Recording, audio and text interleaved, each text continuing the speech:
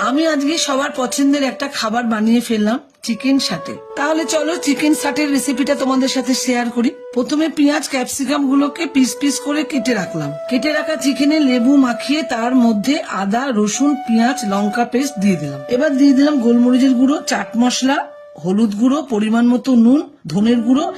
কেটে রাখা পেঁয়াজ ও ক্যাপসিকাম গুলোকে দিয়ে ভালো করে মাখিয়ে নিলাম। এবার স্টিক গুলোকে জলে ধুয়ে নিলাম। স্টিক গুলোতে পেঁয়াজ, ক্যাপসিকাম, চিকেন, আবার পেঁয়াজ, ক্যাপসিকাম, চিকেন দিয়ে এরকম করে আমি 4টে বানিয়ে ফেললাম। এবার ব্যাটার তৈরি করার জন্য প্রথমে একটা বাটিতে কর্নফ্লাওয়ার ঢেলে নিলাম, আর ব্যাটারটা টাইট করার জন্য একটু ময়দা দিয়ে দিলাম। একটা গোটা ডিম, গোলমরিচ গুঁড়ো, লঙ্কার গুঁড়ো, নুন দিয়ে মাখলাম।